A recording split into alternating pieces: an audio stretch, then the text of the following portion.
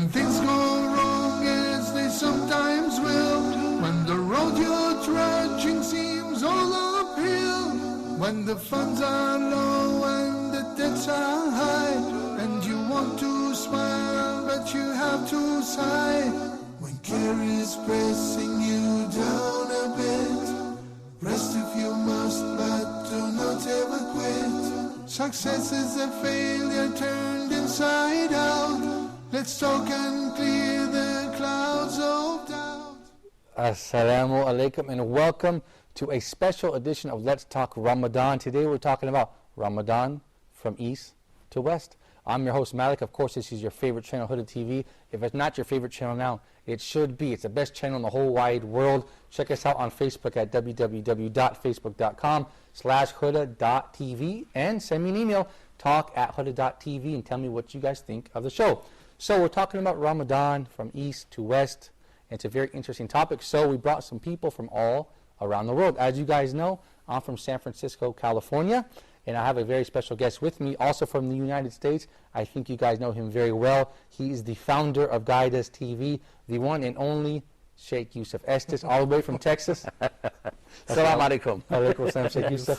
Ramadan Mubarak. Thank you, Sheikh Yusuf. Of course, you guys, we have another very, very, very special guest. You've seen him on on Huda TV before, in addition to Huda TV, and he's very special for you German speakers. Speakers of Deutsch? Well, I don't, so don't worry. This program will be in English, but we have the one and only Pierre Vogel, Sheikh Abu Hamza. Assalamu alaikum, Sheikh Abu Hamza. I'm sorry for my cheesy jokes. I love to say it. I hope I don't offend you. Thank you so much. Assalamu alaikum. Alaikum salam, Sheikh Abu Hamza. Of course, we have our handsome young man in the studio audience. How are you guys doing? Assalamu alaikum. Ramadan Mubarak. You guys all right? Do we have any German speakers out there? Raise your hand. No way. We're going to come to you later in the show. We're going to talk now about Ramadan. Sheikh Yusuf Estes, you have celebrated, I guess I can say, Ramadan in how many states in the United States of America? You're from Texas, and you live in... That's true. I have visited a lot of states during the month of Ramadan, especially when I go on the tours. And by the way, we're going to have, we're in the middle of one right now that we're doing, so you can check that out on Facebook as well, see what's going with our tour that we're doing right now in Ramadan. Also, I had a chance to visit many countries in Ramadan, and that's kind of strange because you get to eat food from these different places. Right on, and learn about their customs and how they are. The people of Indonesia, for instance, well, all the Muslims, I shouldn't just say Indonesia, everywhere you go, they're going to fill you up. That's right. Absolutely.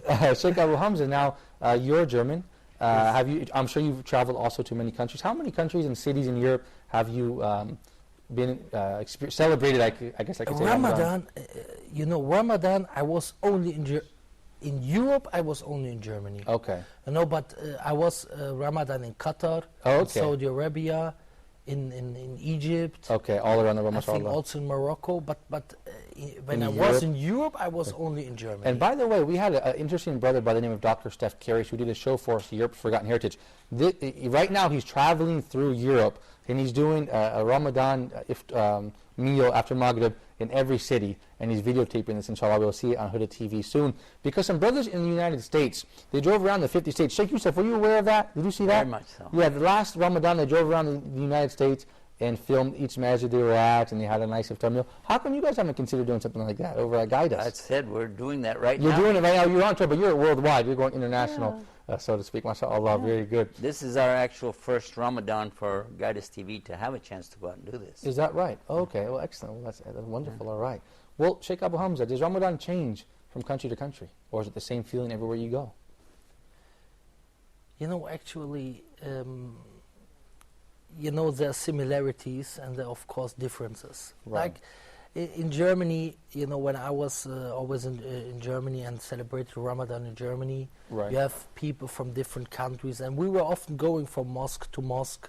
Right. Like I was 2 times celebrating Ramadan in Mecca. MashaAllah. Of course, the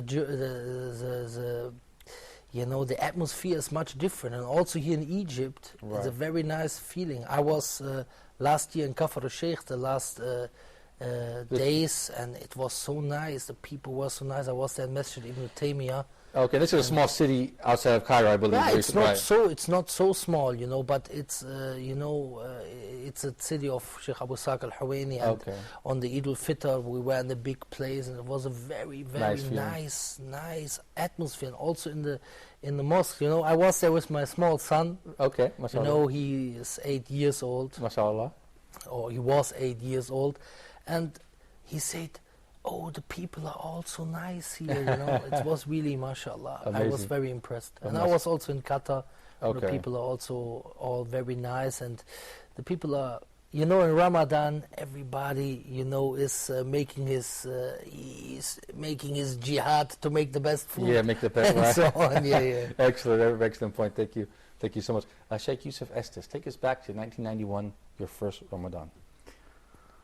In 91, I accepted Islam right after Ramadan. Oh, okay. So 92. Jump up to the next one. In 92, I was a little bit concerned because even though I'd been assured that it's not that difficult, I remember the first day because I got up early, you know, and had food and then prayed. I went through the day, and as the day progressed, it got to the point where I was feeling the stomach pains and so on. And by the time Maghrib came, I was so happy, you know, to hear it's Maghrib, you know. Now we're going to pray and be with all the brothers. Right. And then they told me that let's eat. And I said, no, we're fasting. And they said, no, just until Maghrib. MashaAllah. Oh, it's a lot better than I thought. That's a great point. But I believe there's a hadith of Sayyidina Muhammad sallallahu alaihi wasallam when he said the believer experiences joy, the fasting person, Sheikh Abu Hamza, experiences joy at 2 times. Yes. Do you know this hadith? I'm sure that you do. Yeah. The time of breaking his fast. Yes, when the time breaks his fast, and on the last day when he gets his reward for that. Yeah, SubhanAllah. I remember my first Ramadan near San Francisco, California. My mother says to me around Asr time, she says, "How are you doing?" I had this terrible headache. I have a glass of water here and some aspirin next to me. And I said, "Oh, I'm doing fine, Mom. I'm doing okay." But it was just so hard, you know, the first couple of days. But after that, Allah really facilitated it and made it a lot easier. I think both of you guys can agree with that. The first couple of days may be hard for your first time fasting. In my case, anyway, it was more psychological than anything because I've been very blessed by Allah subhanahu wa ta'ala with a body that can endure a lot of things, you know. And I put this body through a lot of things. So I'm always going to blame myself for my own shortcoming in my thinking that my body can't do it. Right. Because the body seems a lot more able than my brain.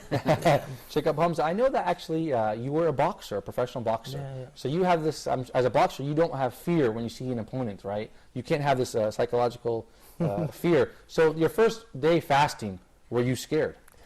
Yes, I was afraid. You know, I was afraid that I couldn't do it. Why? Because I was still a professional boxer, and I had 2 times training a day. That means, like, I lose 4 liters of water or whatever, or it's like this.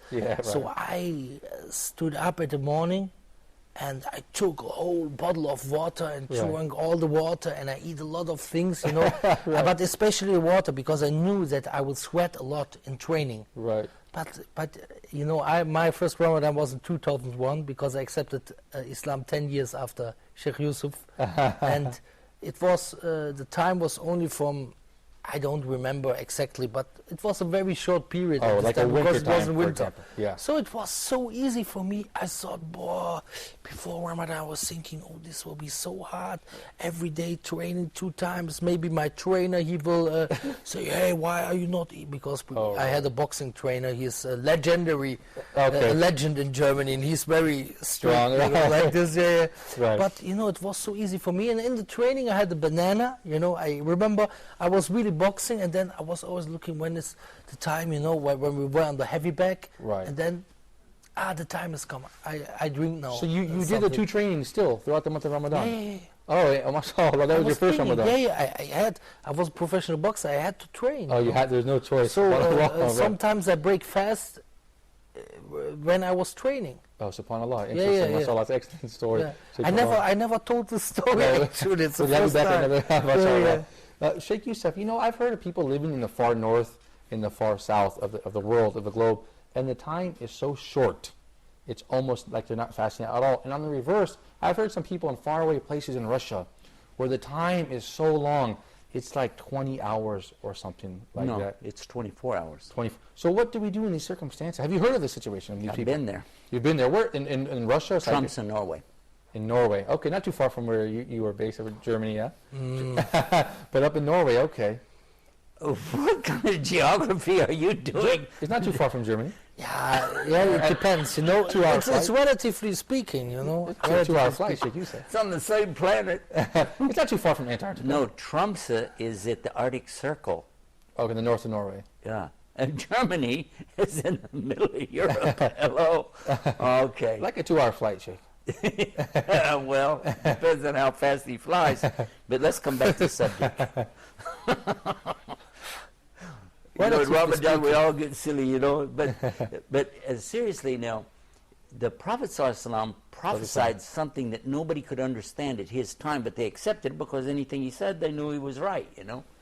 But he told them there was going to come a day when a day would be like so many days, like 40 days, something like this. Right. And also that then there would be a night that would be like that. Right. And okay. so they were saying, well, what should we do about the prayers, you know? And he said, no, you pray according to one that has the most regular, normal prayer. Okay. This does two things. First of all, it confirms that these are both going to be existent at the same time on the planet. Right. Nobody knew the planet was round, by the way. Right, at that time. Yeah. How did he know that? Right. The second thing it does, it tells us that if you find yourself in a circumstance like this, then you look to the one that has normal prayer, and then you'll go by that. So Right, this takes okay. care of the prayer. Well, it does the same thing, of course, for the fasting. Right. And it's a strange thing when you're looking at the sun right about in here, right? Right. And somebody's handing you food and it's Ramadan. It's weird.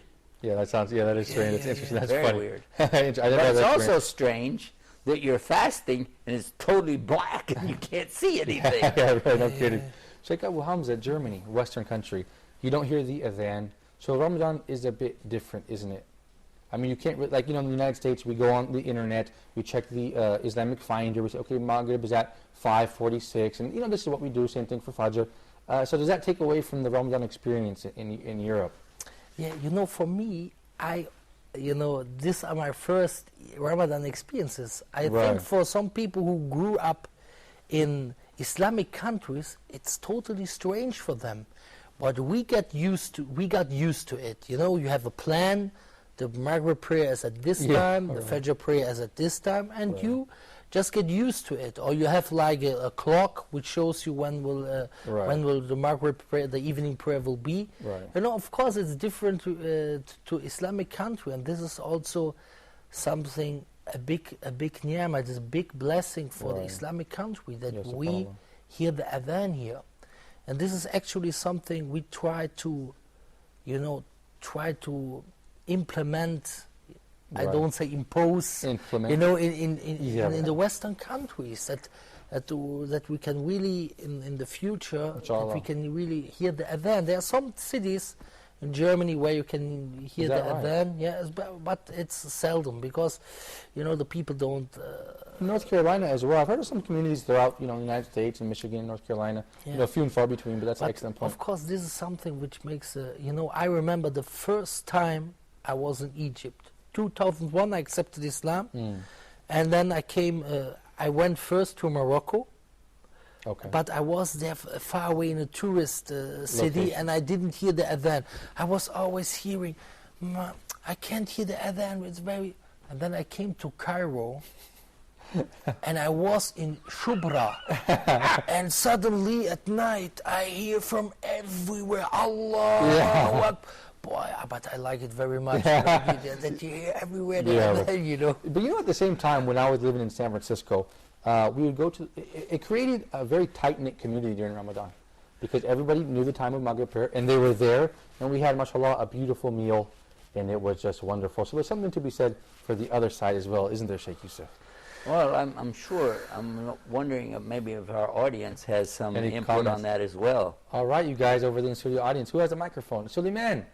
Assalamu alaikum, brother. I know you because you're always here in the front row, and we're always happy to have you at Let's Talk. Do you have any comments or questions about Ramadan in your home country? Yeah, actually, in Nigeria, it's I can't say Ramadan is very different in the whole world, because asking if Ramadan is different is asking if Muslims are different. Okay. Because the feeling is the same. I mean, my first Ramadan out of my family, I thought it was going to be very, very, very bad. But being around Muslims is just the same thing. It's just the family ties are not there, but they are Muslims. We're all brothers. In Nigeria, the same treatment is what I get. Another different thing is the food. Right. But in Nigeria, actually, what they do in the Muslim community, from around 4 o'clock, they start playing the Quran. So you know the melody in the Quran. You know the Maghrib's coming. Yes. So from, let's say, 4 o'clock to 6 o'clock, you can just stay in the mosque and you wouldn't know the time has gone already. The next thing you hear, they start calling the azan. And after the azan, they usually bring some beautiful meals and stuff like that for we to eat. And well, it's in the whole world, I think it's just the same thing, just the food is different and the time difference. Like, it's very painful. There was a time I was here, it was around 12 o'clock, and my friend in Malaysia was like, you haven't eaten? I was like, man, don't disturb me. So actually, it's just the same thing. Muslims are one, and the feeling is the same wherever you are. Excellent. Thank you, Brother Suleiman. Sheikh Yusuf, do you think we're focusing too much, and for you as well, Sheikh Abu Hamza, are we focusing too much on food in Ramadan? I knew you were going to say that. Yeah, because people. And I like what Suleiman mentioned. He said the melody of the Quran. I never heard that expression before, by the way. And I like that. So, yes, the Quran should be the focus of Ramadan, I believe. And although I never turn the food down. But I think sometimes at Maghrib we have a tendency, Sheikh Abu Hamza, to eat a lot of food, and then you kind of feel lethargic when it comes time to observing the prayers. You know, actually, I tell you something very honestly, you know, I have still a German attitude with the food, you know. What do you mean by that? Yeah, that means, you know, when I sometimes come to Arabic countries, you know, and the people are, come take this and take that, you know, I don't like this. Oh, that's your culture. I just want to take my things, you know, and that nobody says, eat. Oh, yeah, I don't, because if people think I'm ashamed to take the food, you know. Right. And they put it on my plate. Right. But I feel like if they put pressure on me to eat this. Yeah, you know? I know what you. And I say, ya akhi, you know, when I want to eat it, I tell you. Tell me about it. Don't be afraid. You know? Tell me about it, you guys. I'm married to an Arab woman. Look at this belly. You know, I'm suffering from the same thing. Don't be afraid. No. You know, I have a very nice story about this with Sheikh Abu Ishaq. Before we're going to go to a quick break, and then we're going to come back to it, okay? Hamza, you guys stay tuned for more Let's Talk.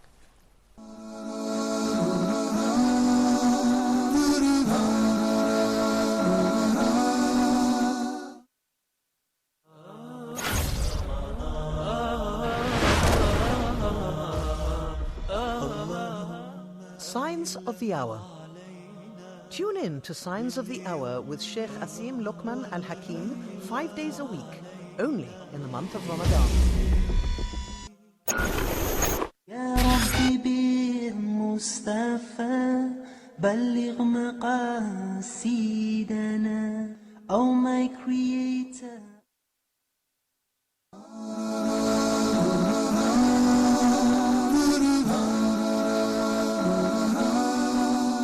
Assalamu alaikum. Welcome back to Let's Talk. It's special edition Ramadan, East to West. Sheikh Yusuf Esses, founder of Guide Us TV.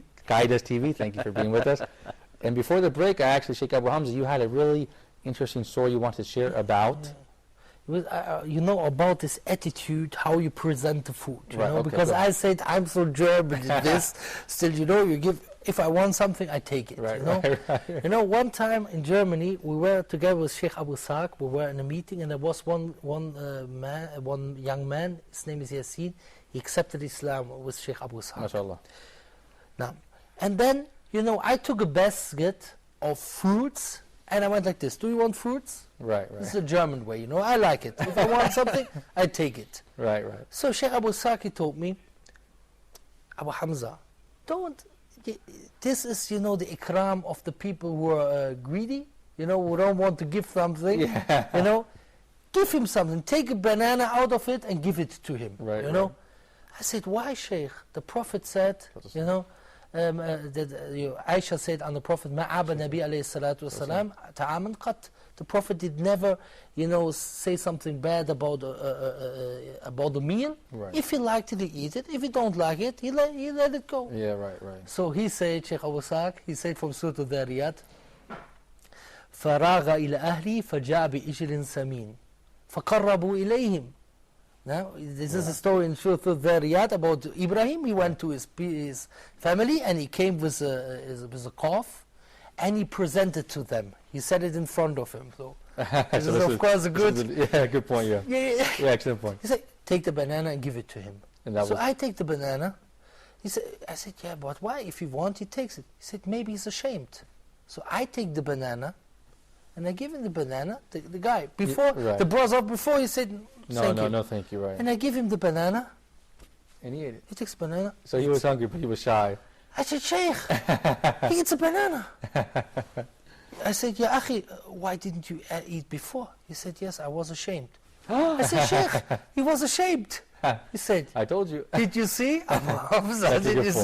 Did you see what I said? You know, this was a really good, good lecture. You know? That's a good point. That's the wisdom of the scholars. Yeah.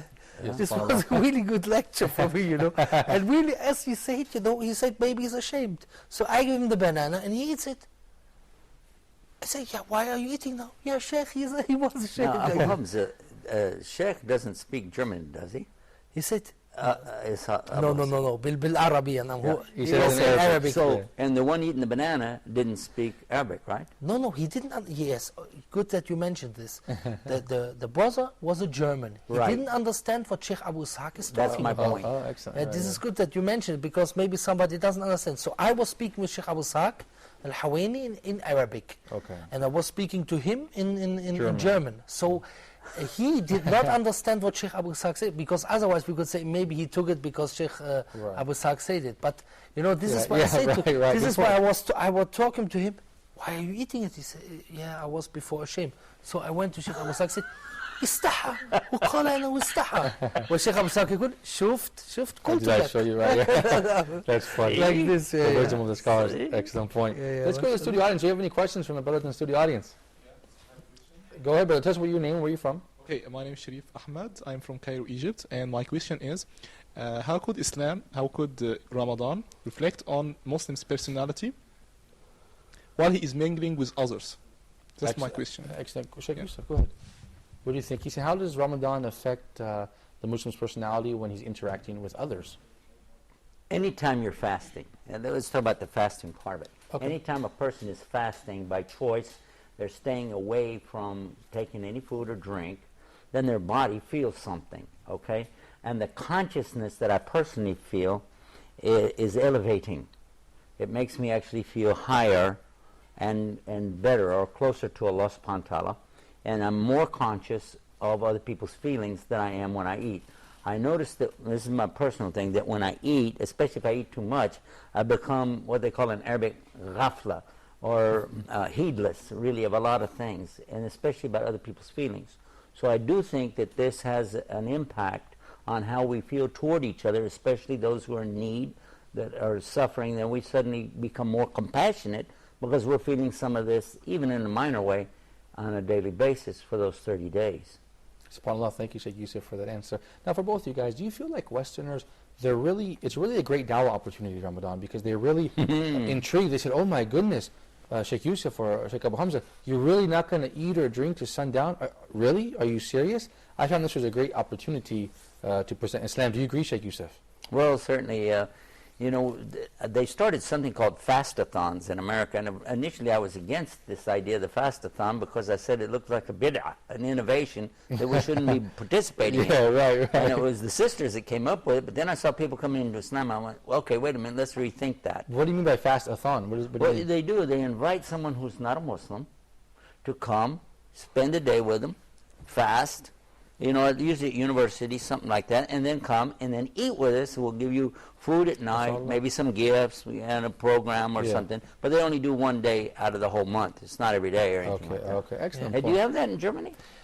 No, not like this, but I have another story. Because a lot of Germans will probably ask you this question, Abu Hamza. You're really fasting, this is a dawah opportunity for you. Yeah, for me, in my opinion, always practicing Islam is a dawah opportunity. Yes. Because of people ask, and at the same time you show with this a kind of determination that you are that you are convinced that this is the truth. Right. So he asked, why is he fasting? Right. Why is he doing this? I give you one example. A friend of mine, a brother in Germany, his name is Imran, he accepted Islam. He had he talked with his Turkish friends. He said, it's easy, Ramadan is easy, you know, I can also do this. Because they were talking that it is hard. They were not so good practicing. Right. So what he said, I will show you, I can also fast it. So he fasted with them 30 days or 29 days. And in these 29 days, every day this contact and every day thinking about fasting, he accepted Islam. Yeah, of course, mashallah. So he started out as a non-Muslim. Started fasting as a non-Muslim. Yeah, he just wanted to show that he's able to do it. That's amazing stories. That's the first time I heard that, something like that. That's interesting. Yeah, and That's amazing. And there's also something else what I want to mention, you know. When people follow somebody, there are always some reasons. For example, maybe he has power, maybe he is beautiful, or maybe he has logic. And all these attributes can have a prophet. A prophet can be very powerful like Sulaiman. Right. A prophet can be very beautiful like Yusuf alayhi salam. And he can use logic like Ibrahim alayhi salam.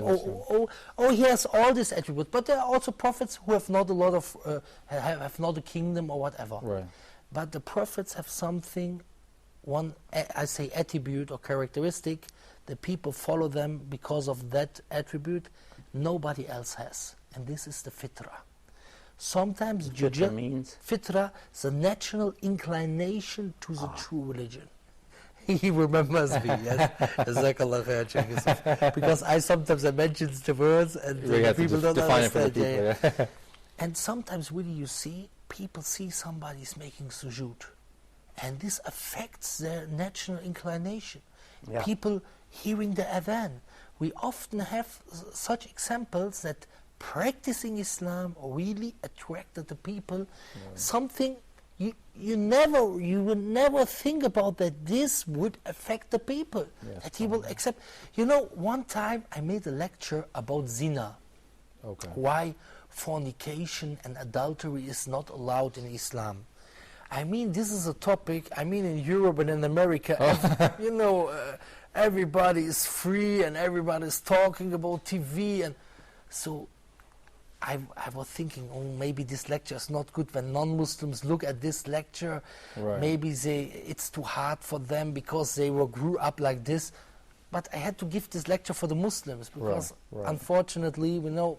Right. So one guy, he accepted Islam, one brother, and then we asked him, what did convince you? He said, I saw your lecture about zina. What? Lecture? I mean, you would never expect that somebody accept Islam because of such a lecture. SubhanAllah, that's very interesting, But this is what I mean. Sometimes you talk about something, Islam, this is the truth. Right. And it affects the heart of the man or the woman. Yeah, of course it does. Excellent point. Yeah. What about this? Go ahead, Sheikh. There are a lot of examples that you can think about the ibadah that Allah has prescribed for His slaves to perform, and how it can be a stimulus for those who are like-minded and from the fitrah, from the their natural birthright. And one of them, you believe it or not, even in the clothing that we wear, I've had people stop me and my wife and ask us, "Why are you dressed like that? What kind of religion are you?" And I remember one time I was going through the airport security, and as I was passing through, the lady ahead of me, she was the old lady, she turned back and she kept looking at me and worried, we're going in an airport, this guy, I don't know. She said, "Sir, what are you?" I said, "I'm a chaplain." Okay. She said, "Oh."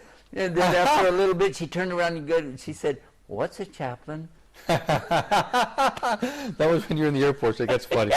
But I've had other people come to me, start talking about the clothes, and then change the subject to something bigger. "Well, what do you believe?" And one man started subject of the clothes with my wife. "Why you're dressed like that? Why they force you?" She said, "They don't force me. I want to wear this. What's your problem?" She's from Texas, too. So he said, "Well, really, that's not my question. I would like to know about a word called jihad." And I was a new Muslim, and all I knew was this thing says, the greatest jihad is the jihad on your ego. Right, your right. jihad al-akbar, jihad al-nafs. And I said something like that to him, and he looked at me like I was stupid. He said, okay, I guess I'm not saying it right. I know what I'm asking. What I saw on TV, these people going out here with rocks, throwing them at tanks, so boldly ready to fight for their religion. I'm asking you, would you be willing to die for what you believe? I said, yeah. He said, man, I wouldn't walk across the street for my religion. I got to look into Islam. He said it, and he took it on English, and he was so amazing and everything. That is an amazing story, isn't it? Yeah. Yeah, that's great. Believe it or not, but when Sheikh Yusuf mentioned this story now, I knew immediately that this word, yes, we would die for it, but this will have a big impact. Right, of course. Because really, when we are like this, convinced about our religion, we can only convince others when we convince ourselves, when we are ourselves convinced about it. So Paul, I remember as a non-Muslim knowing two events about Islam, Ramadan and Hajj. And I remember on CNN, they show on CNN on the news, the Muslims making Hajj and the Muslims fasting. And I would tell you, back then as a non-Muslim, it does have a tremendous effect, mashallah, on people when you look at them and you say, wow, they are sacrificing their food and their drink. So we should take this opportunity to give dawah to the people. Let's go to the studio audience, you guys. Do you have any comments or questions over there? Yeah, I have. Firstly, assalamu alaikum. Alaikum salam, brother. Where are you My from? name is Asmir and I'm from Bosnia. Mashallah. Bosnia. All right, excellent. Secondly, Ramadan Mubarak to all of us. Ramadan Mubarak. Bosnia, just about a 2-hour flight from Germany, right? Bosnia is... this is okay. Everything he's got is a 2-hour flight. Go ahead. Let's hear from our brother. Good, brother. Bosnia is close. It's 2 hours. I'll just tease you. Go ahead. Right, I have one story from Bosnia. What's our tradition in Ramadan? We have all family meets in one place. Brother, mother, sister, son, grandmother, grandfather, and we wait iftar to eat together, to drink together. And I think that's the best relationship in Ramadan. I bet it We is. all have problems in the family, but in the Ramadan we make out that problems. And I want to ask the Sheikh Yusuf, what's the best way to make that we don't have problems in Ramadan in our family? Is that the way from meeting in Ramadan for iftar or for sahur? What's the way to have the best relationship in the Ramadan with our family? Thank you, brother. First of all, the first comment was really nice when he said it really brings families together. That's something beautiful. That this is the core of the family, isn't it, Sheikh Yusuf and Sheikh Abu Hamza? You see your mother, father, brothers and sisters, friends, and it really is really gathers us together, doesn't it? I think that Ramadan provides for us a couple of things for our families. Number one, you do come together to eat. Right. And to worship Allah. And also, one of the big problems that we have in families today is overcome immediately, which is when people talk too much, they get in trouble. So when you break the fast, your mouth is busy with the food, you don't talk. Yeah. That's an excellent point, yeah, of course. And how can we avoid quarreling, I think he wants to say, in Ramadan? How can we avoid this, Sheikh Yusuf? That is one of the things, in Ramadan we're supposed to stay away from quarreling, backbiting, bickering, and these kinds of things. We should stay away from all the time. But in the month of Ramadan, again, because your mind is affected by the lack of food, and it's actually the body is cleansing itself while you're not eating. It's not a very long time, really and truly. It's not. Right. And while that's going on, there's a change in your attitude about a lot of things. Sometimes, as you mentioned, you get headaches. Right. And that's unfortunate, but that's part of the deal. But also there's times when your stomach will be, just like really grabbing up on you, and you realize, you know what, Mom is probably going through that too, and my little brother is going through it, and this one's going through it. And so, talk about the subject of the compassion we have for each other. Yeah, Sheikh Abu Hamza, I couldn't agree more. I mean, it makes you really feel close to someone who you may not know just because this person is a Muslim and he's also going through what I'm going through as well, doesn't it? Yes, of course, and there's also another very important fact or very important thing in Ramadan. How often do you feel thirsty or hungry in one day because you didn't eat or drink? And at every moment you're thinking about going to the kitchen and eat something or whatever. What are you doing? You're thinking, no, I'm fasting. I'm in ibadah. I'm now in worship. Right. So it always remembers you. It always remembers you. Then, you know, of course, you are remembering that you should not be bad to anybody else. You in this ibadah, you want this ajr, you want this reward from Allah subhanahu wa ta'ala. So I have to behave to other people good. So you always remember, you're much more conscious about your Lord and much more conscious about the rights to other people. So this has a big impact. And I give an advice to some people. At the beginning, when I became a Muslim, the first Ramadan, you know, I made the dua, I said, oh Allah, make me a good Muslim. You know? And always in Ramadan, I quitted some things I couldn't quit before. Right. I think the first Ramadan, it was hearing music. Okay. You know, before, you know, I was addicted to music. You know, when you wake up, I had a nice car cabriolet, and I was running around like this. I used to be the same. Yeah. So it was hard for me. But in Ramadan, with all this dua, and then you leave it 30 days, you say, okay, now 30 days I work on it. When you leave it 30 days, a bad behavior, a bad habit, you leave it 30 days and you make dua, you will leave it. So we tell everybody in Ramadan, think about you. Like Umar al-Khattab said, radiallahu anhu, حَاسِبُوا أَنفُسَكُمْ قَبْلَ أَن تُحَاسَبَ. Look, what are your mistakes? So in this Ramadan, you want to reward, go in this Ramadan with the Imam, with the Iman, with the belief. يَا أَيُّهَا الَّذِينَ آمَنُوا كُتِبَ عَلَيْكُمُ الصِّيَامُ. Go with belief in Iman. كتب عليكم الصيام كما كتب على الذين من قبلكم لعلكم تتقون. And then when you leave it 30 days, inshallah you come out with taqwa, with God. Inshallah. You guys, fairness, inshallah. Thank you, Sheikh Abu Hamza. We're going to go to a short break, you guys. You guys at home, stay tuned for more Let's Talk.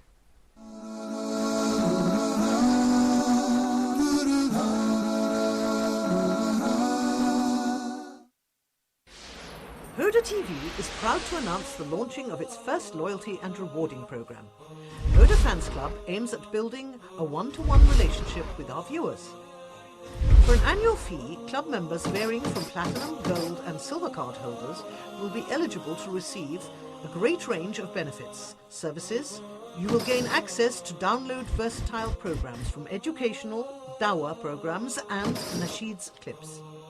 Also, your club membership card is a backstage studio pass created for those interested to explore behind-the-scene activities. You will enjoy priority when calling into live shows. Also, you can view samples of new programs in production before being aired worldwide. Take this opportunity to join us online and participate in our loyalty program on Huda TV. Huda Fans Club, where fans of Islamic media meet.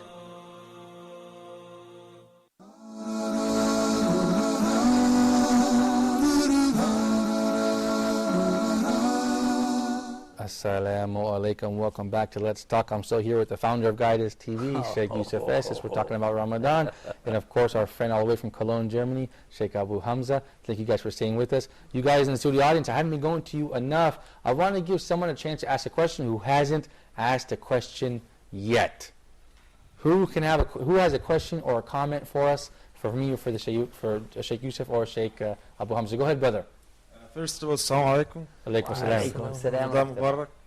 And I just want to ask something about people gathering in Ramadan and friends gather themselves to make a good relations and just to go out away with their friends and families and never think how to get them to mosques.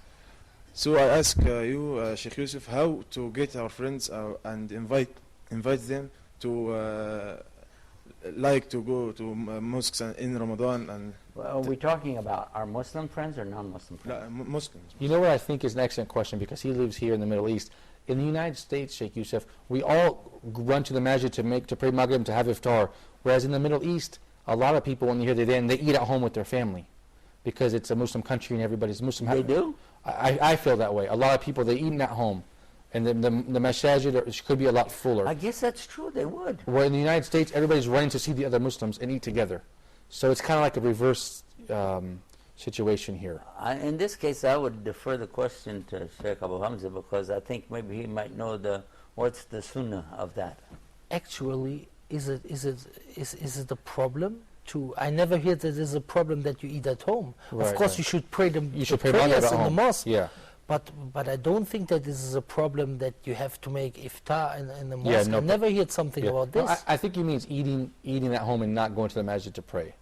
This is This is the a problem, topic. yeah. That the people are not praying at the mosques, or Yes, I mean how to get my friends. this is the question, that the people are eating fast? at home and they're leaving leave the prayer. prayer. Yeah, you know, the best reminder, in my opinion, is the reminder of the Prophet ﷺ, that you tell them, the Prophet said, yeah, "Man sami'a an-nidaa falam ya'ti fala salata lahu illa min udhrin." Who does hear the adhan, the call for prayer, and doesn't come for prayer, he has no prayer. Illa bi'udhrin, only with the excuse. And Ibn Abbas asked about the excuse, he said, khawf al-marat, fear and to be ill. So, you know, and then you can give the example that the Prophet said that the prayer in the mosque is 27 or 26 times more than the prayer at home, and so on. And this is how you can motivate them. Targhib wa tarhib, giving them something they are afraid of. That you say, look, no prayer. When you pray at home, you have not the reward, and the other is targhib. You have 27 times more reward. And every step you go to the mosque, Allah is preparing something for you. You know, this is the way, inshallah. You know, unless, as you said, except for the exceptions where there's a fear, okay. And we're talking about some really danger, a real danger, or if there's illness, and this is the And of course, for the woman, it's better to pray at home.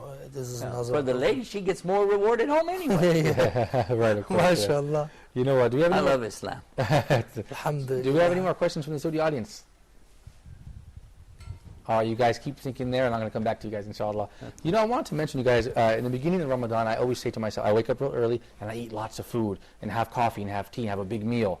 In the first couple of days of Maghrib as well, I prepare lots of food because I'm really hungry, I got to eat. You know, psychological. After 3-4 days, a small meal suffices, and then you realize how much you really need to eat. I know in the United States, when we go out to eat, we have big portions. You know, at the end of Ramadan, you know, all you can eat. You know, and I'm sure in your country as well. I'm sure in your country as well, right? Is that famous in Germany? All you can eat buffet and big. Okay. No. Well, we definitely do it in the United States. You know, when I came the first time to United States, supersize it was me. for me something very new. All you can eat, that's great. You know. But my point is, by the end of Ramadan, you really realize how much food you really need. What is really necessary? Don't you think, Abu Hamza? By the end of Ramadan, you realize I don't really need to eat these large portions of food. At the end of Ramadan, I think, you've eaten so much in this Ramadan. SubhanAllah. Now, what about the 6 white days of Shawwal? How can tell us about those, Sheikh Yusuf, and how can we motivate our viewers and ourselves to fast those 6 days? They might say, Sheikh, you know, I fasted 30 days, I'm so tired. Well, the obligation in Islam is to fast Ramadan as a Muslim. If somebody never fasted anything else, we certainly wouldn't say they're not a Muslim. They're a Muslim, alhamdulillah rabbil alameen, but they're missing some great opportunities. The Prophet ﷺ, he used to fast heavily in the month prior to the month of Ramadan, which is Shaban. Okay. And in that, he would fast so much, they would think sometimes he's not going to stop fasting. Right. And other times, you know, he wouldn't fast and they thought he's not going to fast. So anyway, then when Ramadan came, though, it changed everything, and now that's the focus there. Okay. Now, in the next month, Shawwal, which is after Ramadan, then if you fast 6 days, we're not talking about the white days now, we're talking about 6 days, okay, then Allah subhanahu wa ta'ala, He's going to give you the reward for what? As though you fasted the whole month? No. 2 months? The whole entire? What do you guys know? The whole year. And yeah. And even there is even Jazakallah khairan. There's even another, you know, this is you know, the whole year. This is one explanation, but the kalima dahr, because the hadith says, "Man sama Ramadan thumma itba'ahu sitta min Shawwal, kana kasiyami dahr." This word dahr actually means actually even more, you know, it's a MashaAllah. long period. So we can also understand it in this way, but most MashaAllah. is, Great. it's absolutely, I just want to motivate the people more, you know, Yeah. because you pray, you fast 13 of Ramadan and Yeah. 6, and it's always more than 10. So Yes, the subhanAllah. 36 And I found that so many Muslims will push themselves for those 6 days SubhanAllah, yeah. because they say, you're going to get the whole year. Okay, you MashaAllah. got a month. 6 more days, you get a year. I mean, Yeah. I can't find these kind of bargains at any Yeah. shop that I shop at. yeah. Yeah, subhanAllah. MashaAllah, no. There's lots of opportunities to fast in Islam. What other days are available after the month of Ramadan, after the 6 days? What other days are important for Muslims to be fasting? 13, 14, 15 of every month. Okay. Ayyamul Lunar Bayt. calendar. Of the Yeah, lunar of calendar? the lunar calendar. Yes, Okay. yes. Thank you. That's why it's called the white days. The Yes, white the days. white Oh, days. excellent. Yeah, okay, right. Ayyamul Excellent. Bayt, because there's the full moon, the Badr. Okay, yeah. Yeah. So we have Then- those 3 days. What else do we have, Sheikh Abu Hamza? Monday and Thursday. Monday and Thursday, all year round, Yeah. Then, Right. then Or- of course Yom al Arafah. of course. Or Sheikh Yeah. Yusuf. Oh, yeah, of course. Every other day. Or every other day. And this is, I never did that. mashallah, this is a very, Of Dawood, yes. A whole year. I Yeah. never did that. But yeah, it fast the day of Arafat, which is the 9th day of Dhul Hijjah. right. Because, unless you're there, and of course, naturally, you're not going to fast then. You need Right. to have the water and everything Right. while you're out there. But that's a lot of reward. And of course, we mentioned the 10 days, the days prior to Hajj. Yeah, of course, so subhanAllah. So interesting, yeah. Well, at least do the 9th. At least to the 9th, yeah. Yeah, but if you can do more, that's better. But the full 9 days, not 10. Yeah, excuse me, yeah, excellent, yeah. Actually, before, I became to Islam, I thought to myself, wow, this is really serious religion. Those guys are really dedicated. This is, the conviction that Muslims have. And subhanAllah, you see Muslims who may not be practicing all year round, when it comes time for Ramadan, they really fortify themselves and really go for it. And it really brings them back to the deen. This is the wisdom, isn't it? All year long, maybe you're not doing what you should do, but Ramadan kind of wakes you up. So I think it's a beautiful... Speaking of waking up, that is one of the problems that you have if you're fasting and your body gets tired. Right, So then you eat a lot, then you stand in the tarway, right. and then you go to sleep. Yeah, right, yeah. So now, well, the first time you miss, you don't wake up, and then you hear the adhan going off, you're going, oh, I got to get up, it's time for oh no, I missed my food. I'm going to go through the day. Yeah, of course, it's a motivating factor, that's for sure. Yeah, that's a great point. You really got to get up for Fajr because you're not, you're scared, of course. Yeah, that's a lot of motivators going Yeah, on. that's a lot. Sheikh Abu Hamza, tell us about what food did the Prophet ﷺ use to break his fast? Yes. This is a sunnah to make it with fresh dates. Okay. This is the first. If not fresh dates, then with dry dates. Okay. And with not dry dates, then it's the sunnah to make with water. With water, okay. There's also hadith About the who subject. confirms this. Yes. And Sheikh Yusuf, I'm sure you're aware, there are many scientific facts about the wisdom of breaking your fast with dates, aren't there? Well, long before I was ever a Muslim, I used to fast when I was, Okay. when I was always into some religion. Oh, Okay? excellent, okay. But one of the things that I noticed and read about was that if you broke your fast with the wrong things, you could damage your body really bad. Right. And it happened that somebody in China, I think it was the wife of the emperor or whatever at the time, it was fasting and broke the fast with boiled potatoes. Mm-hmm. And they almost couldn't save her life. Really, that's interesting. Because the boiled potatoes is the starch, it was real heavy, and you need something, and it was in the book that I was reading anyway, it was saying to eat raisins, Right, okay, right. or prunes, or dates. Subhanallah. It had that in that book because you need something to stimulate the body, get it going, get things moving quickly, and especially because if you don't eat for a while, there are going to be these things that will build up in your intestines and so on that need Right. to be moved out. Okay, And subhanallah. so That's what does it. You guys, this is the end of our episode. I'm very honored to have you guys. I certainly hope to have you guys again in the future, Sheikh Abu Hamza. Okay, are you going to come back to Let's Talk? Inshallah. You have open invitation, inshallah. Thank you so much. Sheikh Yusuf Esses, thank you for Jazakallah. staying with us again. Inshallah, I look forward to seeing you in the future. And you guys over there, thank you guys for joining us. Next time, inshallah, we're going to get more questions out of you guys. We're really going to grill you guys, okay? You guys at home, thank you for watching Let's Talk Ramadan from East to West with Sheikh Yusuf Esses and Abu Hamza. You guys stay tuned next week, inshallah.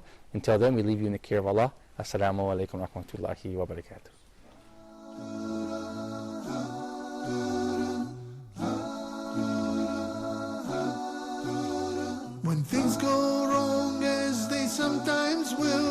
When the road you're trudging seems all uphill, when things go wrong as they sometimes will, when the road you're trudging seems all uphill, when the funds are low and the dips are high, and you want to smile but have to sigh, when care is pressing you down a bit, rest if you must, but do not ever quit.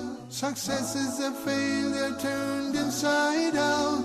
Let's talk and clear the clouds of doubt. Success is a failure